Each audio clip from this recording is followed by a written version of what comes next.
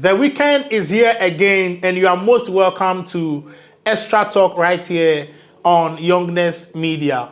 This is where we give you an in-depth of games to be played, tactics, probable lineups, and the previewing of the biggest game to be played over the weekend across all top footballing leagues. I am in a person of Kingsley. Grab yourself a bottle of water as I return shortly to preview the biggest game over the weekend between Manchester United and Tottenham Hotspur.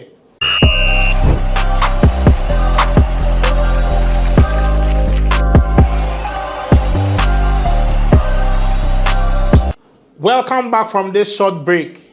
As I earlier said, I will be previewing the game between Manchester United and Tottenham Hotspur. A colleague of mine asked if this particular game I'm about previewing is a big game. And just as you know, the answer I gave him was a yes, it is a big game. Now, the first reason this particular game is a blockbuster has to do with the goal of both teams, whereby both teams are actually wanting to qualify for the UEFA Champions League. In my opinion, neither of these teams will be winning the EPL. Therefore, they have to amass points to build up the points they will be getting at the end of the season to be able to qualify for the UEFA Champions League. Now, the second reason why this particular game is a big game has to do with the pressure on both coaches. That is Erik ten Hag and Ange Postecoglou. The pressure actually is very high on Erik ten Hag because Manchester United is a very big team. Not to say Tottenham Hotspur isn't a big team, but Manchester United is actually mentioned amongst the top big clubs in the world. Now, behind every successful team, we know there is a coach. And then I have sat to analyze the philosophies of both coaches. And I would like to begin with Ange Postecoglou.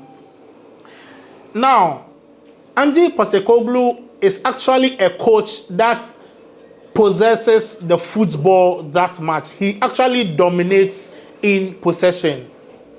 And he mostly also builds up in a 3-3-5 formation whereby his fullbacks invert, leaving two of his center backs for the goalkeeper to join, whereby they become three personnel at the back to start a build-up. Now, Ange Postecoglou is also a coach that sets up his team very compactly in the midfield when defending. And when it comes to this, Manchester United is actually going to, in a way, punish Tottenham Hotspur, because if you set up your team in the midfield very compactly to defend, Manchester United actually uses the flanks of the team, whereby they have quick players in the persons of Rashford and now Ahmad. Now, moving to Erik ten Hag as to his philosophy, how he approaches games. Naturally, Erik ten Hag is a possessive kind of coach, but then we can't find that in the Manchester United team. Way back when he was coaching the Ajax team, we all saw how fluent and fluid the Ajax boys used to play when they are playing against opponent teams. I don't know if it is the personnel or the kind of players Manchester United have. That's why Ten Hag isn't playing the possessive type of football. Rather, with the kind of players Erik ten Hag has in Manchester United, he usually does a direct kind of football. Just like I said earlier, he has very direct players on the flanks whereby they are able to hit opponent teams. So Erik ten Hag usually does or plays a direct kind of football. Now, in as much as both coaches or both teams have their strengths, they also have weaknesses one way or the other. With Manchester United's problem, recently, Erik ten Hag had a press conference whereby a journalist asked him the problem of Manchester United. And Erik ten Hag, actually accepted to the fact that the problem in his team now is the fact that they are not scoring enough goals. On the other hand of Tottenham Hotspur, they also have a problem when they move to away games. Their away records are not that good. They have played 15 games on the road and have only amassed 14 points. That is not good at all. And coming to Tottenham Hotspur, as to the second reason why they have a problem, has to do with their defensive shape. Because they are an attacking team, they actually play with a high line, and that is a deficiency on the side of Ange Postecoglou and then the Tottenham Hotspur. I would like to move to the probable lineups of these teams before I get into the game itself. The probable lineup of Tottenham Hotspur, they would usually play their 4-3-3 formation, whereby Vicario would be in the post. Their four defenders would be Udogie, Van de Ven, Romero, and then Porro. Their midfielders will definitely be Madison, Bentancur, and Kulusevski. And just as we know, their attackers will be in the presence of Johnson on the right-hand side, Solanke leading the attack, and Son on the left-hand side of the field. I would like to move quickly to the Manchester United probable lineup. Just as we know, Erik ten Hag plays a 4-2-3-1 formation. Andre Onana will be in post. On the left-hand side of the defense will be Diogo Dalot. On the right-hand side of their defense will be Mazraoui. And then his two centre-backs will be Lisandro Martinez and De Ligt.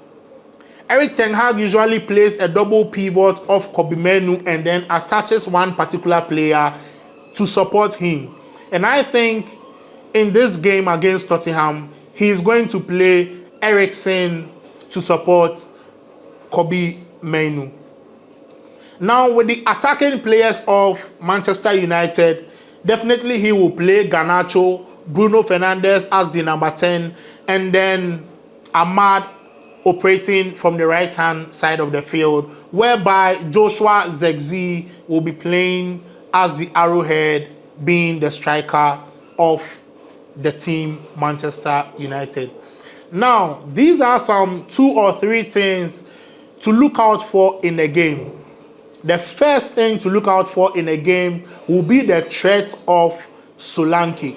We all know Solanke is a very good striker, whereby even if he doesn't score, he creates a chance for his teammates to score.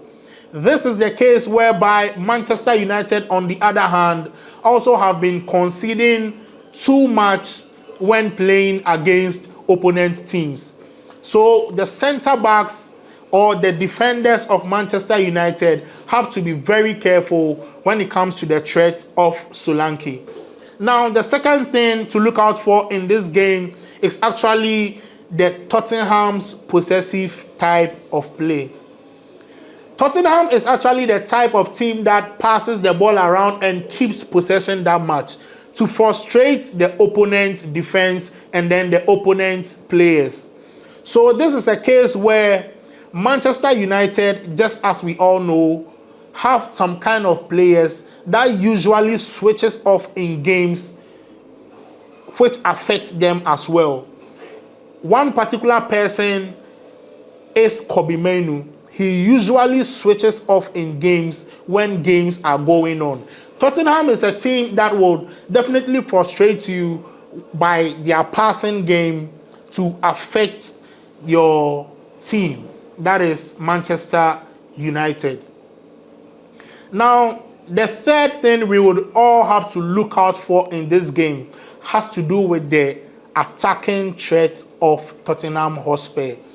We all know, yes, Tottenham Hotspur actually leaves or plays a high line whereby they usually concede some number of goals.